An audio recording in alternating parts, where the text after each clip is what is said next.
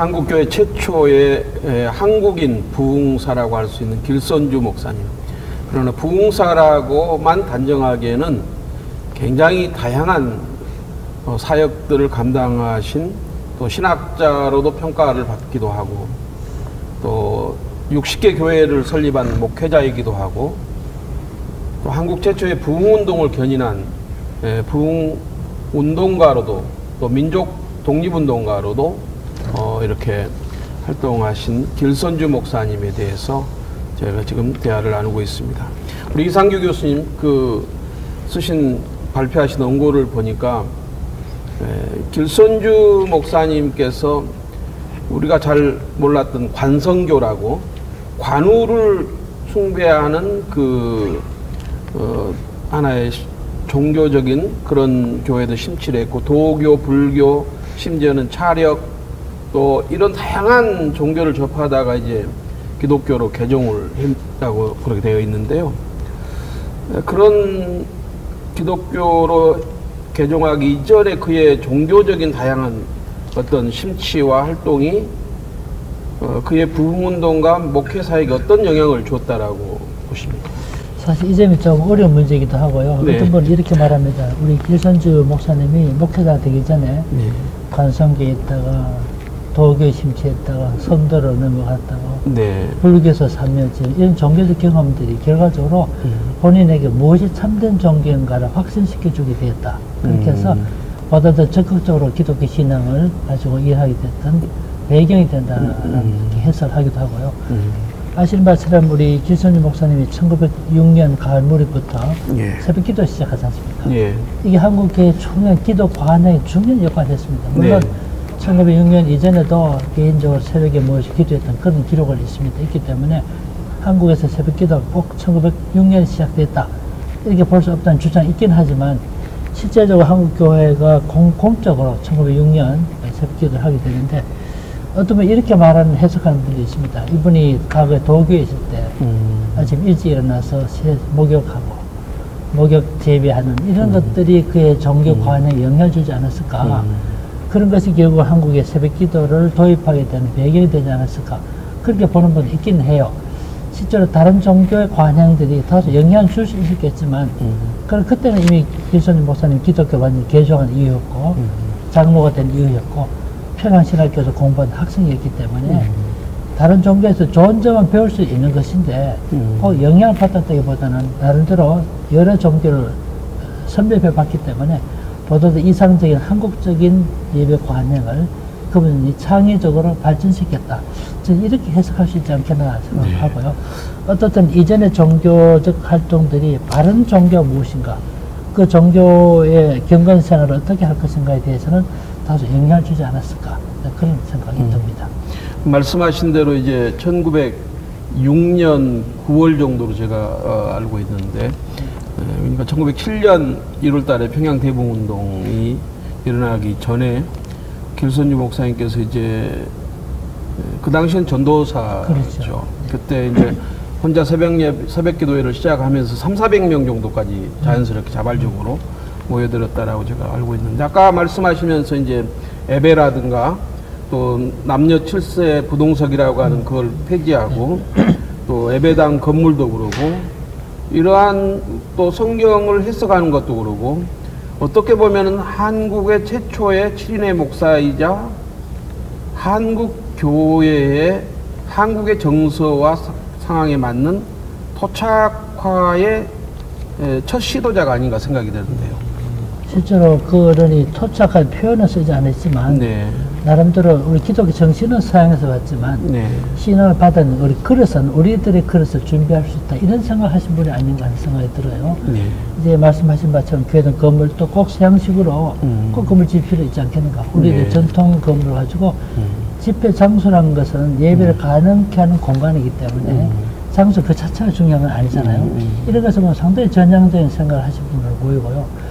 우리나라에서 사실 처음에 기독교 소개됐을 때 교회는 건물도 남성과 여성이 함께 할 수 없도록 기역적 건물 짓지 않았습니까? 그렇죠. 지금 이제 우리나라에 딱 2군데 남아 있습니다. 그 중에 한 군데가 전라도 김제에 있는 금산교회잖아요. 네. 그런데 그때 벌써 이런 남녀 간의 좌석 구분을 철폐해야 된다고 봤다던가 서양 음악뿐만 아니라 우리 아학도 예배에 네. 도입할 수 있다던가 보면 심지어는 간연악단. 그렇죠. 그러니까 예. 심지어 우리 하나님께 예배하는 이 경건은 소중하게 여길 때 그 형식에 있어서는 우리 것을 한번 살려볼 수 있다 하는 생각을 했던 것을 보면 진짜 우리 김 목사님 말씀처럼 토착하는 표현을 쓰지 않았지만 한국적 기독교를 모색하지 않았을까 그렇게 생각됩니다. 우리 김 박사님은 어떻습니까? 예, 저도 공감이에요. 네. 네. 예, 그 본래 지니고 있던 빌로 타종교 타문화지만 그것이 승화돼서 그분이 선도의 그 경전을 막 읽고 금식을 하고 그게 바로 성경을 읽고 하나님께 기도하는 것으로 승화됐다 그렇게 생각을 해요. 김영익 목사님 이제 길손주 목사님을 한국의 스폴전이라고 이렇게 칭하기도 하셨는데요. 목사님 말씀하신 것처럼 길손주 목사의 삶을 이 회개, 기도, 말씀, 그리고 전도, 천국을 지향하는, 소망하는 예. 그렇게 이제 정리를 하셨는데 예.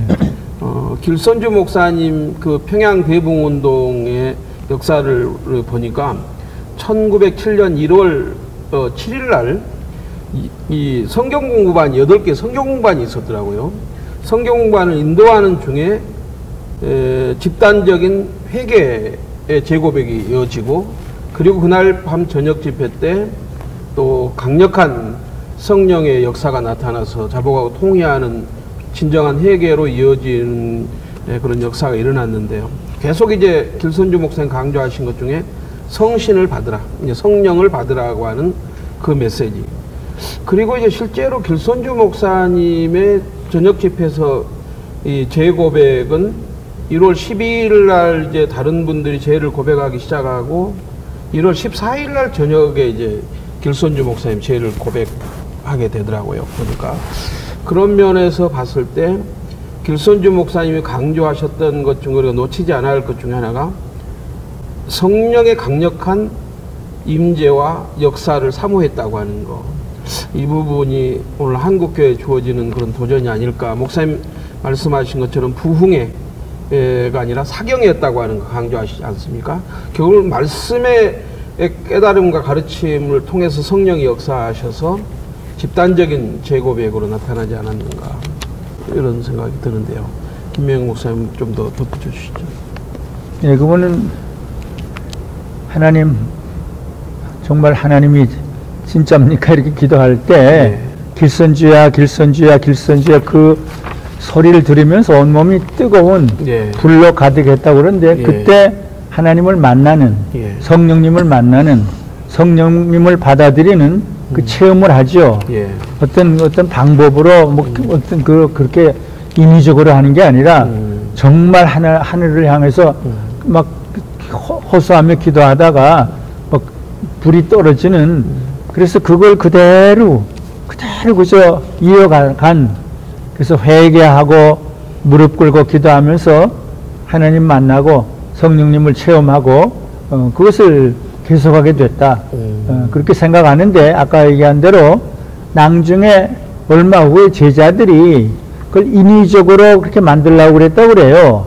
막 간증을 하고 떠들고 그러고 그럼 성령을 받을 수 있다. 그러니까 시끄럽다. 집어치워라. 그 요나단 에드워즈도 그랬어요. 요나단 에드워즈 미국 대각성 운동을 그 밑에 사람들이 또 막 그렇게 했대요. 그러니까 시끄럽다 이러면서 그래서 정말 순수하게 회개하고 말씀에 붙잡고 그래야 성령을 받지 음악을 하고 시끄럽게 하고 이건 저 집어치우라. 근데 정말 그걸 좀 본받아야 될 거다. 그렇게 생각을 해요. 그 길선유 목사님 이제 우리 이상 교수님 쓰신 원고에서도 봐도 구약 성경을 30회 이상, 30도. 또 신약 성경을 100독 이상, 그 다음에 창세기부터 에스더까지도 540회 이상, 또 요한 1서 500회 이상, 요한계시록 10,000독 이상 하면서 암송을 하셨다 했지 않습니까? 어떻게 보면 길손주 목사의 그러한 영향력 있는, 능력 있는 말씀 선포는 또 성령의 강력한 역사는 결국은 말씀 중심에서 나타난 것이 아닌가. 실제로 우리 한국의 길선주 목사뿐만 아니고 예. 서양에서 교회 부흥이 있었을 때 나타난 몇 가지 특징이 있습니다. 네네네. 첫 번째 특징이 말씀에 대한 사모함입니다. 예. 그러니까 말씀이 선포되지 않는 곳에서는 진정한 부흥이 없었다는 겁니다.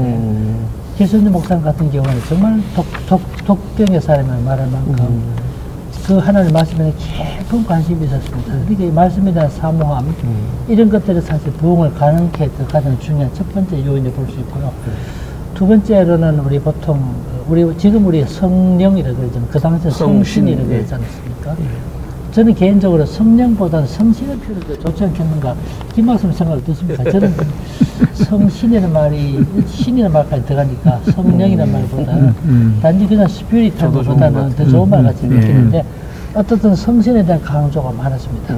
천주교회는 과거에 부흥이 있었다는 흔적이 없습니다. 제일 중요한 이유가 성령관이 달랐기 때문에 그렇습니다. 그런데 어떻든 기순주 목사님이 성령에 대해 굉장히 큰 관심, 성령 역사심에 대한 기대가 있었다고 볼 수 있고요.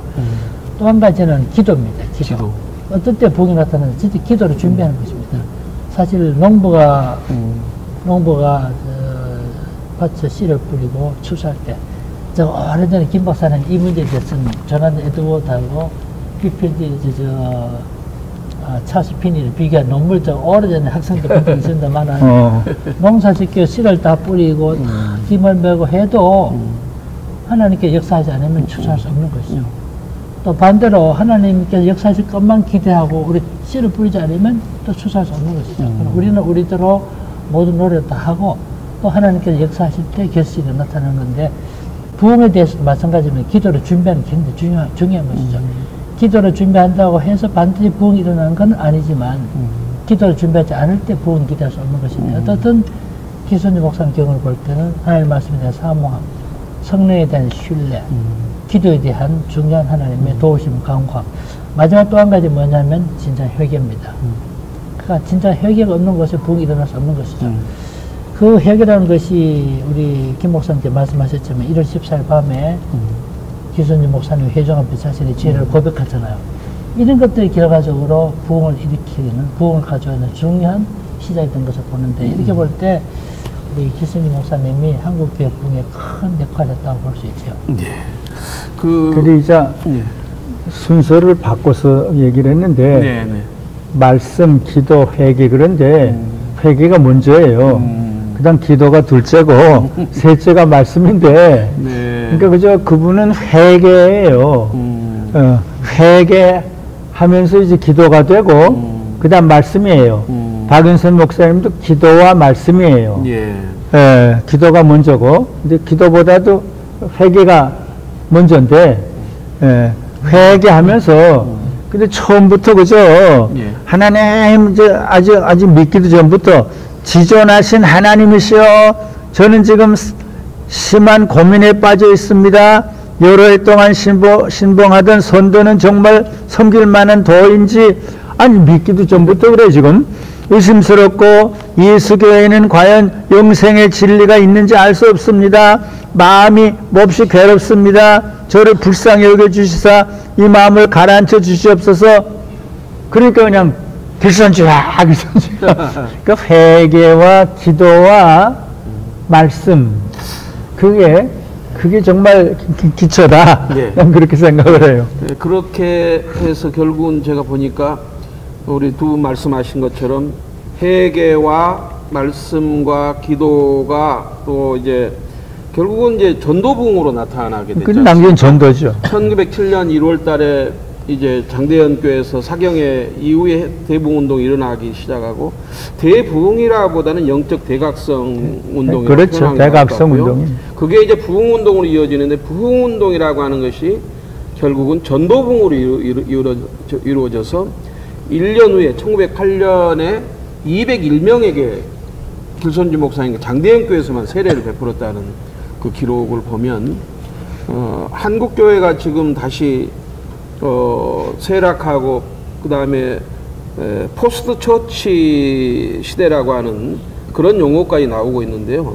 이런 가운데서 한국교회가 다시 일어서고 회복되는 그런 유일한 방법 그것은 말씀으로 돌아가고 회개와 기도와 말씀과 그리고 그를 통한 영적 각성이 결국은 내 개인의 신앙적인 체험에 안주하는 것이 아니라 전도붕으로 이어져야 한다고 하는 이것을 보여주는 것 같습니다. 우리 이상규 교수님 좀 재밌는 질문 하나 드리고 싶은데요.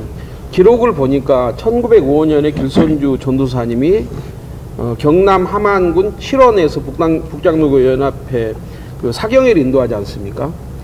그 함안 칠원은 손양은 목사님이 1902년에 태어난 곳이고 칠원교회, 그리고 아버지 손종일 장로님이 거기에 열심히 신앙생활 하셨던 그 지역 아닙니까? 그렇죠. 혹시 길선주 목사님의 부흥 사경회가 손종일 장로님과 그리고 이어서 손양은 목사에게 어떤 영향을 끼쳤다는 기록은 혹시 찾아보지 않으셨습니까? 그 부흥 집회가 있었다는 것은 알려져 있는데 구체적으로 어떤 영향을 끼쳤는가 그거는 사실은 기록이 없습니다만 그래도 우리가 생각을 해볼 수 있는 것이죠.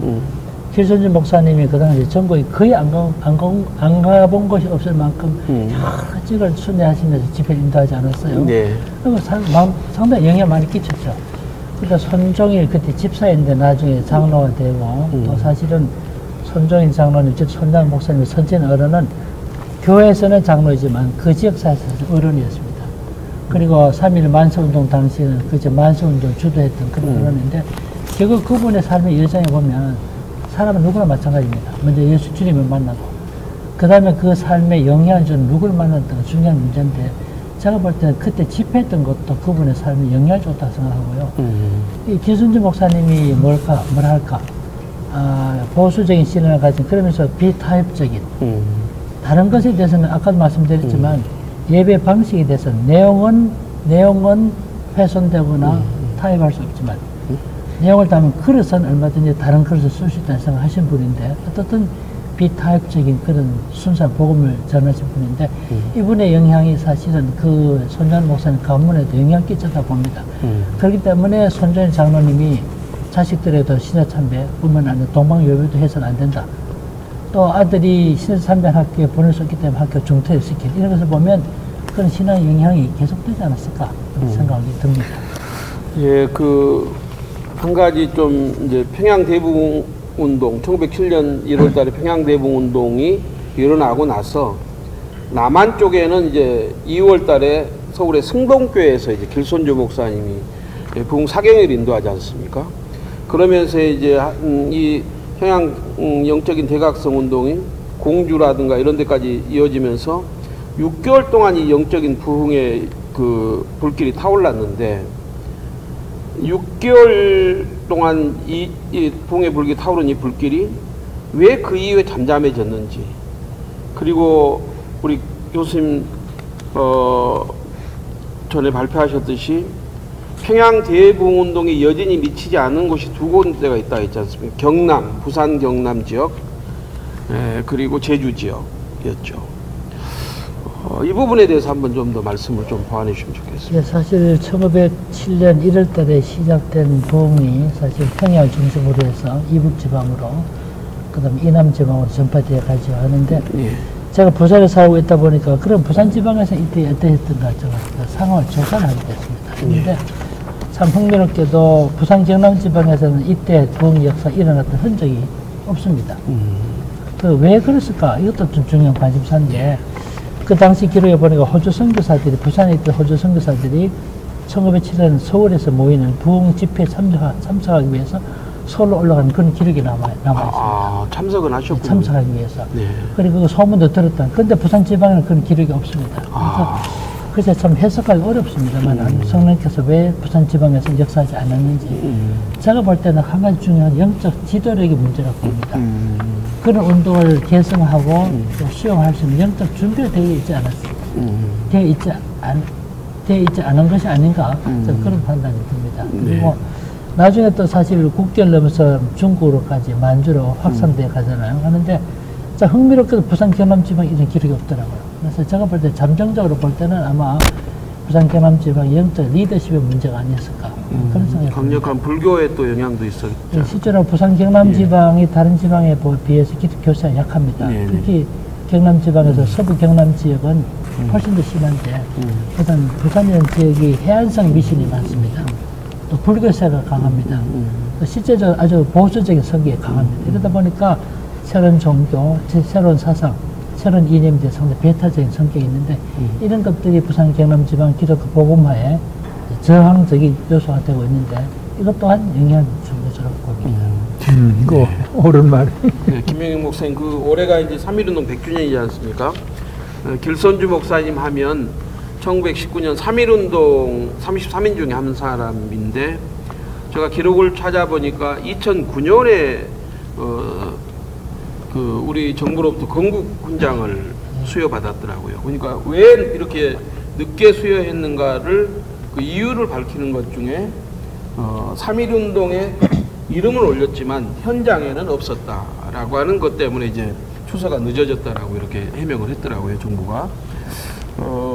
길선주 목사님께서 특히 요한계시록을 암송하시고 만독 이상하시면서 재림신앙을 강조를 많이 하셨는데, 그게 일부에서는 이제 진보적인 어떤 사관 쪽에서는 한국 교회 성도들에게 일제역압 치하에서, 우리 이상규 교수님은 이제 심리적 이민의 철을 천국이라고 하는 재림 신앙으로 해서 그렇게 이렇게 피할 수 있는 좋은 계기를 만들으셨다라고 강조하셨지만, 진보 사관 쪽에서는 그 억압된 일제 치하에서 한국 교회가 독립운동과 민족 현실에 대해서 무관심하도록 만든 것이 아니냐, 이런 비판을 하거든요. 어떻게 보십니까? 네, 저는 그 받아들일 수가 없고, 예. 그분은 정말 그 33인이 같이 모인 적이 거의 없는 것 같아요. 네, 네. 사정이 있어서 이렇게 네. 이렇게 따로. 네. 그거는 아니고, 그 후에도 참 민족을 위해서 아까 이상 교수님 얘기대로 많은 수고를 하셨죠.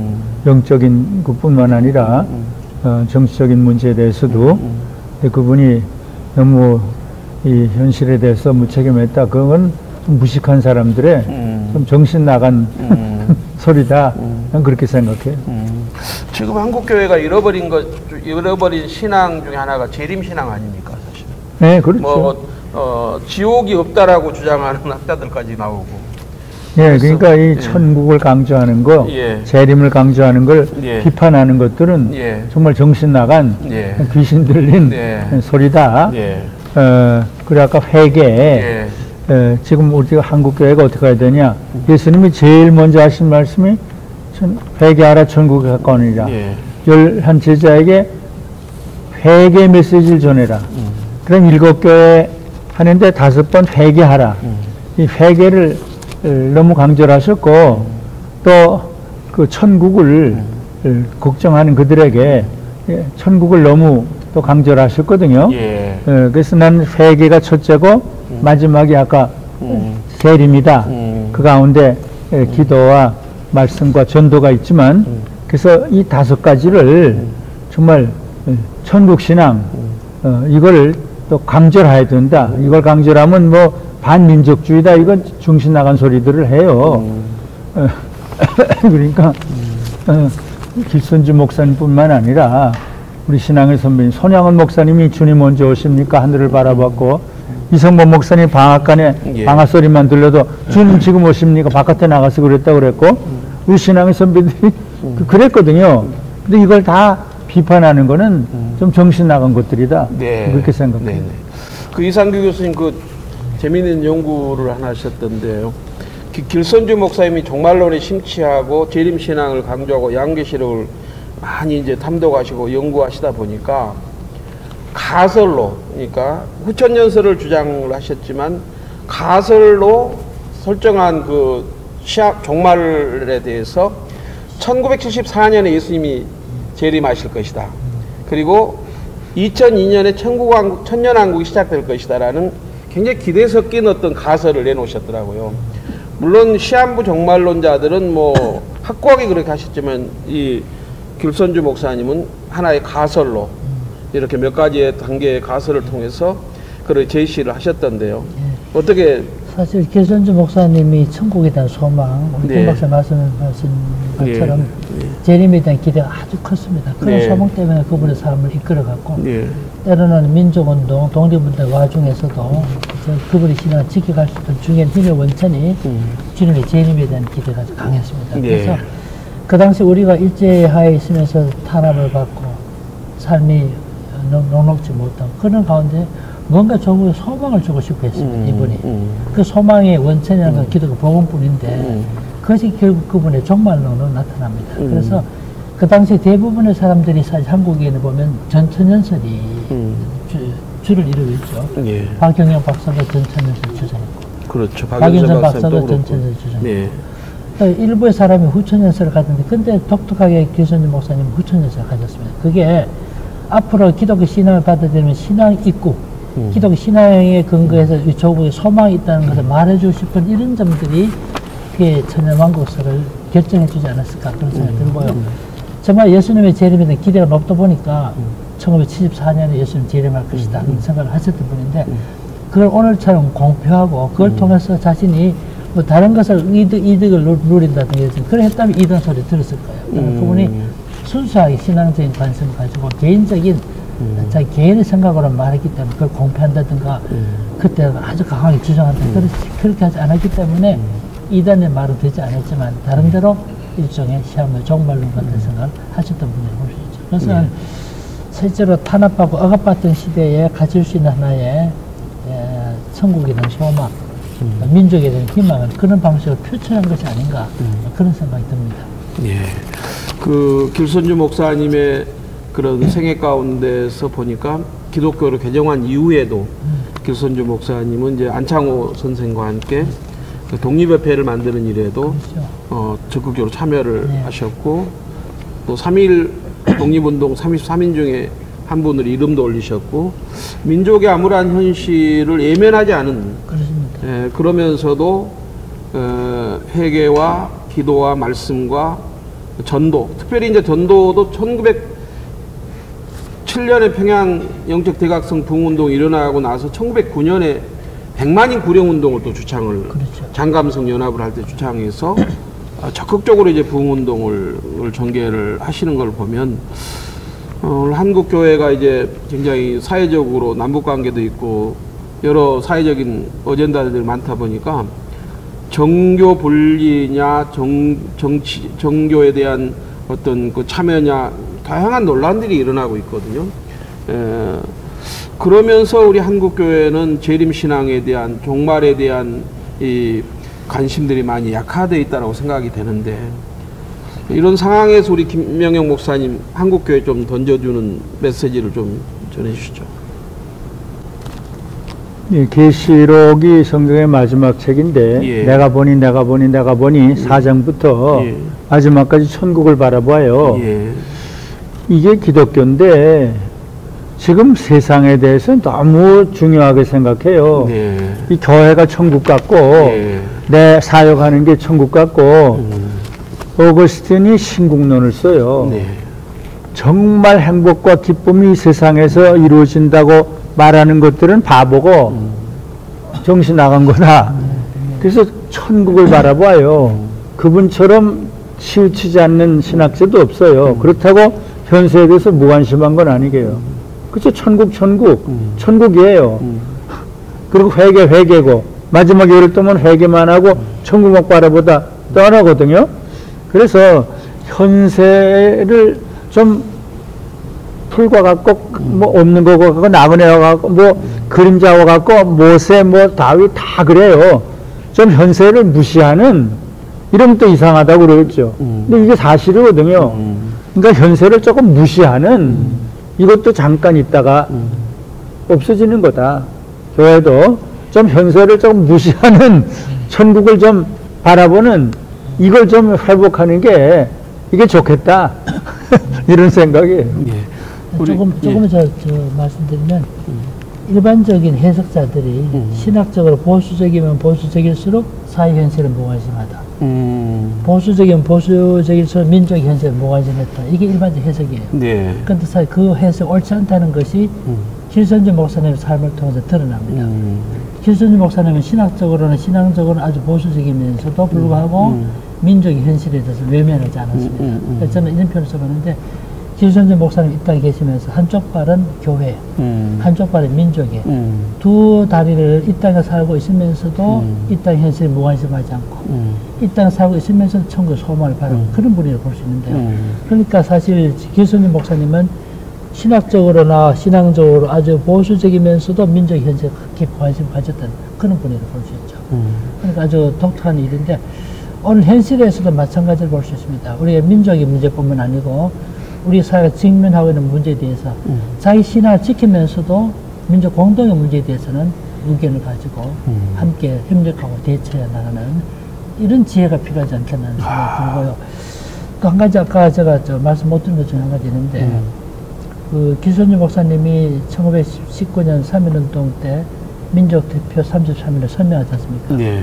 그때 본인이 평양에 계시고 시력도 좋지 못하고 서울까지 갈 수도 없었고 그때 3월 그때가 아주 비밀이 추진됐기 때문에 미리 선명할 수 없는 것인데 2월 21일부터 이미 장년교회 부흥집회를 인도하게 되어 있기 때문에 실제 시간적으로 갈 수 없는 형편이기 때문에 도장만 별도 세계에서 찍혀야 하지 않았습니까? 그래서 나중에 집회가 마친 다음에 이분이 바로 서울로 내려갑니다. 그래서 자수하게 되죠. 그래서 체포돼서 1년 7개월 동안 구금되어 있지 않습니까? 예. 요즘식으로 말하면 미결수죠. 미결수로, 예. 그랬는데 결국 이번에 무죄 판결을 받지 않습니까? 이것 때문에 굉장히 큰 비난도 받고 오해도 받습니다. 다른 사람 다 유죄 판결을 받는데 한국의 지도자 인물인 사람이 무죄 판결을 받으니까 독립운동에 무관심했던 것은 그런 비난을 받았는데 이 점에 대해서 좋은 해석이 하나 있습니다. 김인서 한테 장모님이시고 나중에 목사 되신 중에 논객인데 이분이 뭐라 그러냐면 이건 인자가 의도적으로 정치적인 하나의 목표를 가지고 한국 기도를 분열시키고 위대한 지도자처럼 매장하기 위한 의도를 가지고 의도적으로 일제가 무죄 판결을 해냈다. 그렇게 해석하기도 해요. 실제 이분이 우리 김영호 박사님 잘 지적하신 것처럼 기선주 목사님은 재림에 대한 기대 사실 재림을 싫어하지 않았습니까? 일제가. 그런데도 불구하고 재림을 강조. 나중에 1920년 이후에도 1923년도 다시 부흥집회 다니잖아요. 감옥에 같이 있을 때 건강이 좋지 못했기 때문에 건강 회복하는 시간이 필요했고 그때 또다시 안동에서 한 번 또 체포된 일이 있습니다. 그게 재림에 대한 문제 때문에. 그런데 어떻든 기승주 목사님한테 해석할 때 단면적으로 한 가지만 보고 그분이 민족의 현실에 무관심했다라고 해석하는 것은 옳지 않다고 봅니다. 예. 오늘 한국교회 주시는 길선주 목사님의 신앙과 부흥운동이 한국교회 어떤 교훈을 던져줘야 한다고 생각하십니까? 마지막으로 말씀해 주시죠. 앞서 말씀드렸습니다만 우리 길선주 목사님이 신앙은 보수적인 그런 신앙을 갖고 있으면서도 현실의 문제 토인교가 이런 말 한 적이 있더라고요. 세계 종교 속의 기독교 책에 보니까 인류가 다 같이 직면하고 있는 문제가 예를 들면 공해 문제, 인구 폭발, 식량의 부족, 핵무기 위협 이런 문제 있는데 이런 문제에 대해서는 자기 종교와 자기 교회를 지키면서도 상호 협력하는 것이 더 좋은 일이다. 그러니까 자기 신앙과 신학을 견제하면서도 타 종교와 협력하는 좋은 것이다. 협력해서 그렇게 말씀하는 걸 제가 읽은 적이 있는데 3.1운동 당시도 기독교가 사실 천도교와 손을 잡고 같이 민족의 문제와 같이 협력했던 것처럼 오늘 우리 시대 교회에서도 각계의 신앙과 신학을 달리한다 할지라도 민족의 똑같은 현실의 문제에 대해서 같이 협력하는 그런 열린 자세가 필요하지 않을까 이런 생각이 듭니다. 목사님 마지막으로 말씀해 주시죠. 무슨 말씀? 한국교회 다시 한번. 뭐 아까도 계속 얘기했지만 네. 길선주 목사님 지니셨던 그 5가지 신앙 예. 그것을 회복하는 게 좋고 예. 그러나 그 현실에 무관심하지 않고 독립운동 민족의 장래를 위해서 좀 최선을 다하셨다는 거 그 5가지를 하면서 재림을 강조하면서도 현실 문제에 무관심하지 않았다. 근데 오거스틴이 꼭 그랬거든요. 천국 가면서도 현세에 대한 그 문제를 너무 적극적으로 했는데 이 양면 셈을 배우면 좋겠다. 한국 최초의 장로교 7인 목사 중에 한 분이자 평양 대부운동의 영적 대각성 운동을 견인한 지도자시고 또 380만 명에게 복음을 전했고 또 목사, 장로, 사회운동가 등 800여 명을 인재를 키워낸 대부흥사이자 목회자이고 신학자라고 할 수 있는 한국교회의 토착화적인 그런 예배와 말씀의 전형을 만들어내신 길선주 목사님, 또 민족 독립운동가로서 또 이렇게 3.1운동에도 참여하셨던 길선주 목사님의 그 신앙과 삶의 가장 핵심적인 것, 우리 김명영 목사님 말씀하신 것처럼 회개와 기도와 말씀과 전도와 그리고 천국 신앙, 재림 신앙을 사모하는 이 신앙을 다시 한국교회가 회복하기를 기대합니다. 아멘. 일단 마치겠습니다. 감사합니다. 감사합니다.